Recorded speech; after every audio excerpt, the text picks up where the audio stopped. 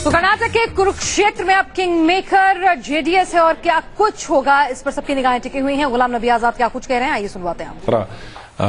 MLAs बनते हैं और सरकार बनाने के लिए 111 ही चाहिए, क्योंकि 3 जगहें खाली हैं और बीजेपी के साथ पास सिर्फ 104 सीटें हैं, तो हम उनसे बहुत ज्यादा आगे हैं। तो हमने कहा कि चूंकि हम सत्ता में थे, हम हार गए, तो इसलिए हम सरकार नहीं बनाएंगे, हम समर्थन देंगे जेडीएस को सरकार बनाने के लिए और मुख्यमंत्री उनका होगा। मुख्यमंत्री बनने के बाद क्या डिटेल होंगे, कैसे हम सरकार चलाएंगे, वो बाद की बात है।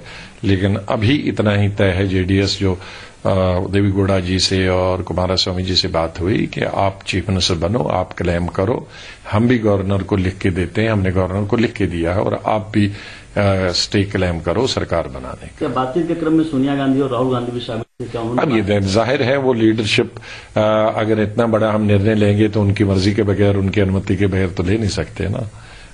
Sir, B.S. Yediyurappa says that the people have rejected the Congress and accepted BJP in Karnataka. जो नंबर्स आए उनके पास, न नंबर्स तो बीजेपी तो कुछ भी कहेंगे। बीजेपी ने तो रिजेक्ट किया, बीजेपी को तो रिजेक्ट किया था मणिपुर के लोगों ने भी। वहां कांग्रेस सबसे लार्जेस्ट पॉलिटिकल पार्टी उभर के आई थी, लेकिन फिर भी तोड़ मोड़ के बीजेपी ने सरकार बनाई। गोवा में कांग्रेस के पास नंबर 1 मेजोरिटी थी, सिंगल लार्जेस्ट पार्टी थी, फिर भी बीजेपी को नैतिकता का कोई हक नहीं बनता था वहां सरकार बनाने का, फिर भी उन्होंने तोड़ जोड़ के बनाई।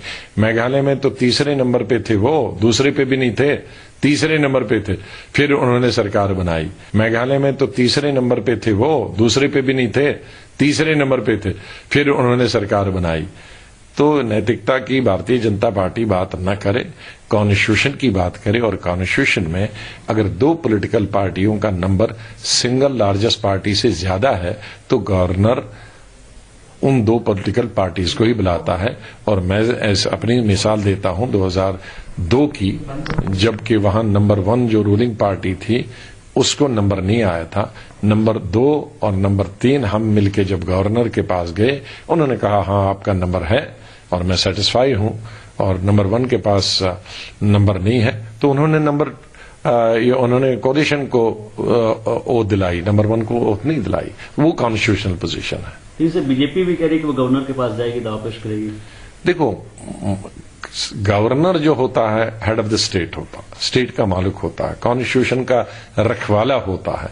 नेशनल लेवल पे राष्ट्रपति कॉन्स्टिट्यूशन का रखवाला होता है, और स्टेट में head of the state governor होता है। वो कॉन्स्टिट्यूशन को देखता है, और कॉन्स्टिट्यूशन वो किस पार्टी से उसका संबंध रहा हो, किससे दोस्ती यारी रही हो, गवर्नर ऐसा नहीं देखता। और मुझे पूरा विश्वास है कि यहाँ के गवर्नर भी जो एक head of the state government के उस की तरह ये निर्णय लेंगे कि किस 2 पॉलिटिकल पार्टी के पास नंबर है, क्योंकि एक पॉलिटिकल के पास फिर तोड़ जोड़ शुरू होगा, क्योंकि प्यार से तो बनाएंगे नहीं। तो मुझे नहीं लगता है कि गवर्नर एनकरेज करेंगे भारतीय जनता पार्टी को कि वो उसके एमएलए तोड़ेंगे, इसके एमएलए तोड़ देंगे।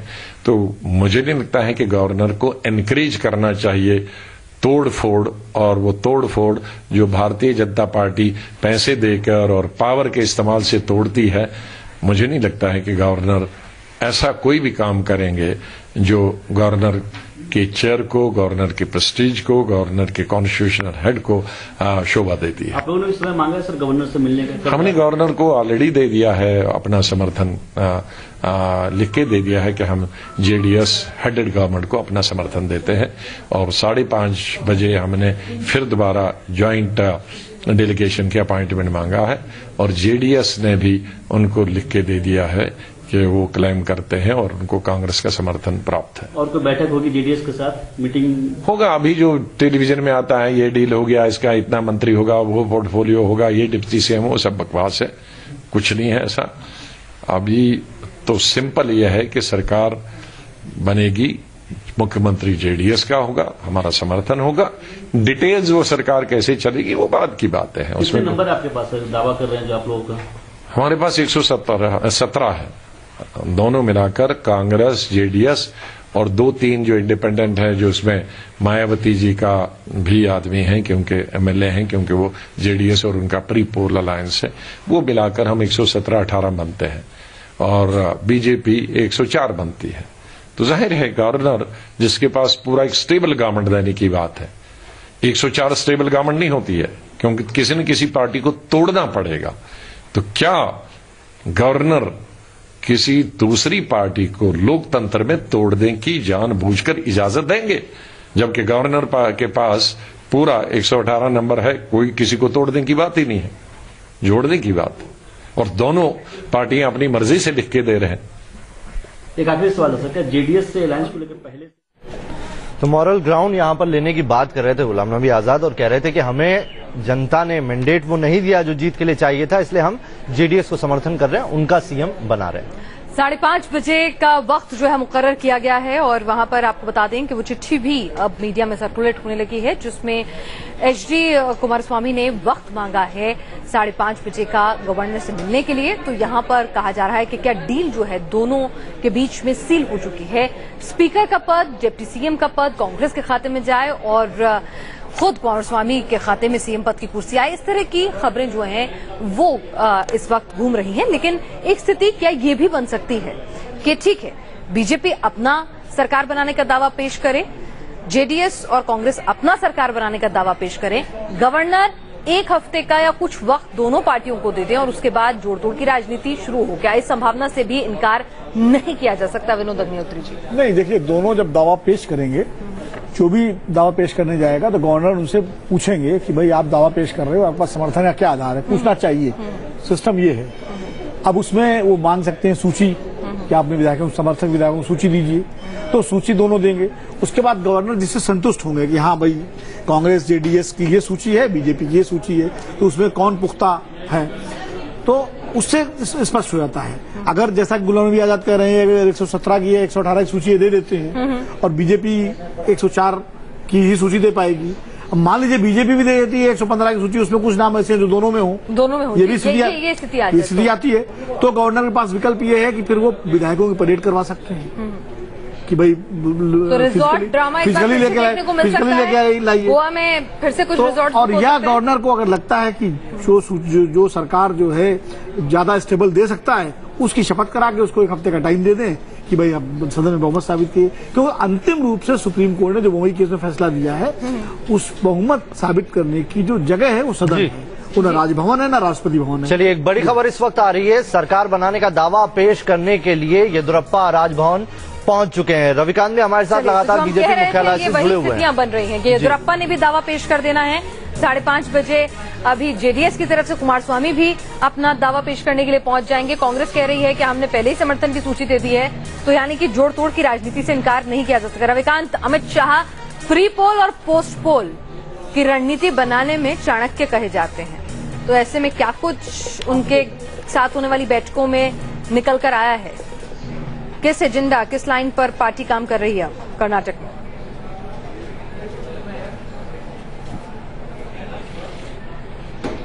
देखिए, पार्टी का ये कहना है कि जो कर्नाटक की जनता ने मैंडेट दिया है उसमें फिलहाल सबसे बड़ी पार्टी भारतीय जनता पार्टी है और उसके इस वक्त 105 विधायक हैं। इस लिहाज से भारतीय जनता पार्टी को सबसे पहला मौका राज्यपाल को देना चाहिए और इसी बात को ध्यान में रखते हुए येदियुरप्पा राजभवन पहुंचकर इस बात का दावा करेंगे। अब ये राज्यपाल के ऊपर डिपेंड करता है कि जो कांग्रेस पार्टी और जेडीएस की तरफ से वहां पर समय मांगा गया है और उन्होंने भी अपने विधायकों की लिस्ट उनके सामने रखी है। उनका दावा है कि फिलहाल उनके पास अन्य जो विधायक हैं उनको मिलाकर 117 विधायकों की सूची है। ऐसी स्थिति में देखना ये होगा कि राज्यपाल किसको सबसे पहले मौका देते हैं। लेकिन 3 बड़े नेताओं को भारतीय जनता पार्टी ने बेंगलोर भेजा है और तीनों ही अमित शाह के सबसे करीबी माने जाते हैं। ऐसी स्थिति में जो हमें जानकारी मिल रही है उसमें जो वर्तमान में कर्नाटक के पावर मिनिस्टर हैं उनके ऊपर कई चार्जेस हैं और इसके अलावा जेडीएस के कई विधायक लगातार भारतीय जनता पार्टी के बड़े नेताओं के संपर्क में है। तो अगले 24 घंटे के अंदर घटनाक्रम बदल भी सकते हैं या ये भी हो सकता है कि कांग्रेस और जेडीएस अपने विधायकों को एकजुट करके रखने में कामयाब हो जाती है। लेकिन बीजेपी की कोशिश यही है कि किसी तरीके से जो मैजिक फिगर है उसको हासिल किया जाए और उसके लिए जो राजनीतिक दांवपेच हैं वो फिलहाल बीजेपी की तरफ से चले जा रहे हैं। चलिए रविकांत, बहुत बहुत शुक्रिया आपका इन तमाम जानकारी के लिए। हमारे साथ धीरेन्द्र पुंडीर बेंगलुरु बीजेपी हेडक्वार्टर से भी हमारे साथ जुड़े हुए हैं फोन लाइन पर, उनसे भी चर्चा करेंगे हम। धीरेन्द्र, ये बताइए कि येदियुरप्पा मिलने के लिए पहुंचे हैं राजभवन में, सरकार बनाने का दावा पेश कर सकते हैं, क्या जानकारी निकल के आ रही है? देखिए, अभी वो उन्होंने सिर्फ ये साफ नहीं किया है, लेकिन वो उससे मिलना चाहते हैं क्योंकि बातचीत मीटिंग हुई, अंदर पूरी लंबी मीटिंग के बाद तय किया गया। एक बात ये कही जा रही है जो अभी जिसको पुष्टि नहीं कर रहे हैं वो, कि वो ये मान रहे हैं कि किसी तरह वो ये कोशिश करें कि एक बार समय मिल सके ताकि वो राज्यपाल से ये समय, और जो चूंकि सबसे बड़ी पार्टी है तो जो कहा जाता है कहा गया कि सबसे बड़ी पार्टी को अमूमन राज्यपाल आमंत्रित करें। हालांकि इसका वायलेशन होते हुए हम खुद देख चुके हैं, लेकिन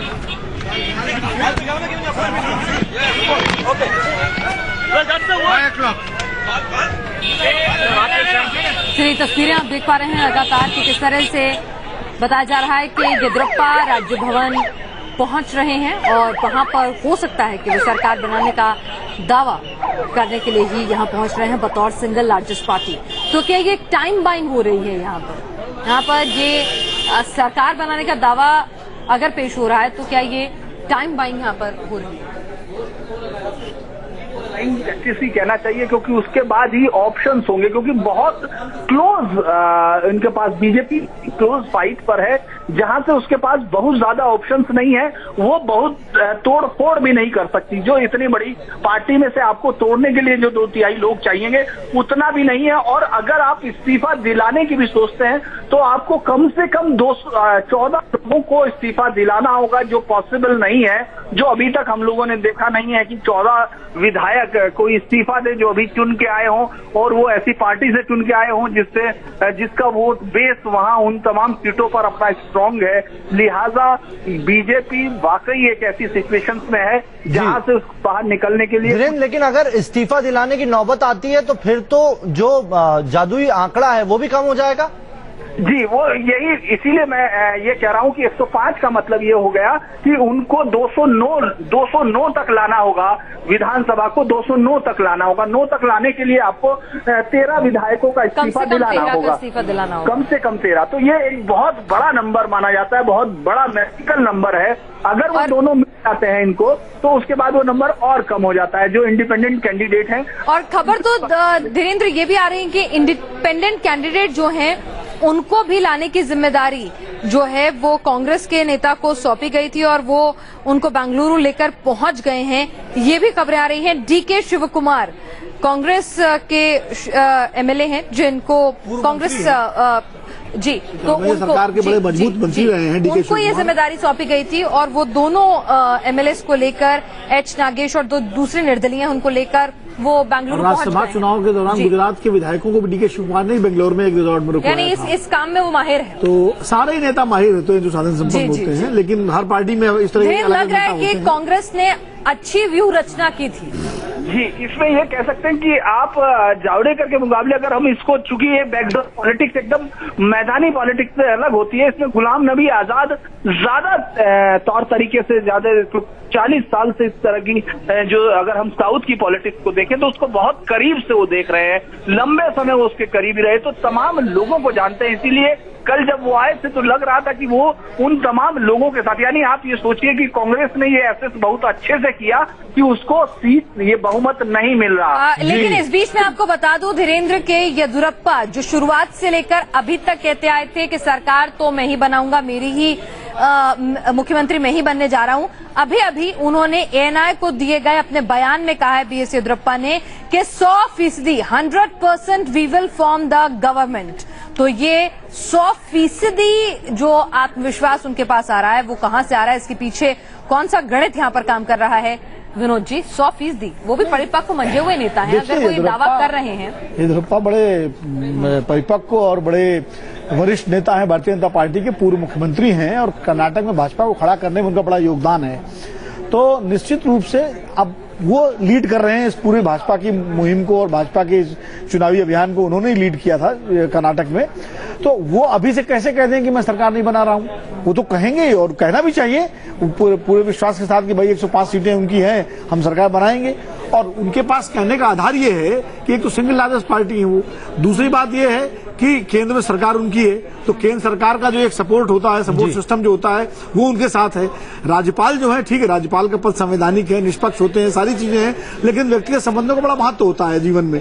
तो राज्यपाल वजूभाई वाला जो है भाजपा के वरिष्ठ नेता है, गुजरात में मंत्री रहे हैं, तो उनका भी येदियुरप्पा जी से संवाद और संपर्क रहा ही होगा। तो ये सब चीजें विश्वास का कारण बनती है। तो उनको कम से कम ये विश्वास तो है कि वो अगर प्रयास करेंगे तो उनको पर्याप्त समय मिलेगा। मान लीजिए आज कोई ऐसा राज्यपाल बैठा होता राजभवन में जो कांग्रेस द्वारा नियुक्त होता है, और या जिसके संबंध एलियन होता है इनके लिए, कोई मान लीजिए कोई जज बैठे होते किसी सुप्रीम कोर्ट के पूर्व रिटायर्ड, तो शायद उतना कॉन्फिडेंस लेवल से येदियुरप्पा जी नहीं कह पाते। लेकिन चूंकि और इसको भी कैसे देखा जाए कि वजूभाई वाला जो वहाँ के गवर्नर है, उन्होंने कांग्रेस कर्नाटक के प्रेसिडेंट को मिलने के लिए वक्त देने से इनकार कर दिया और येदियुरप्पा को तुरंत वक्त दे देते हैं। इससे स्पष्ट हो जाता है कि जो है राजभवन का जो है भावी जो है संकेत है ये, कि आप एक तरफ तो राज्यपाल ने स्टैंड लिया कि हम अभी जो आपके चैनल संवाददाता बता रहे थे कि जब तक चुनाव आयोग के नतीजे नहीं आ जाते हैं तब तक हम किसी से नहीं मिलेंगे, और आपने कांग्रेस के प्रदेश अध्यक्ष को मिलने से मना कर दिया सिद्धारमैया के साथ जो गए थे परमिशन, और आपने समय दे दिया इनको। हो सकता है, मैं अभी उस पर शक नहीं कर रहा हूँ, हो सकता है 5:30 बजे कुमारस्वामी को भी वो मिलने का वक्त दे, जिनके साथ कांग्रेस नेता जाएंगे। क्योंकि सिद्धारमैया जो गए थे, मुझे इसमें ये लगता है सिद्धारमैया के साथ वो गए थे, सिद्धारमैया गए थे इस्तीफा देने के लिए, तो टाइम लिया था उन्होंने, अपॉइंटमेंट लिया था रेजिग्नेशन के लिए, तो इसलिए राज्यपाल ने उनसे मिलने से मना किया होगा। ठीक बात है उसकी दृष्टि से। आप जिस तरीके 5:30 बजे का समय अगर देते हैं कुमारस्वामी को तो बराबर है, फिर तो निरपेक्षता साबित होती है।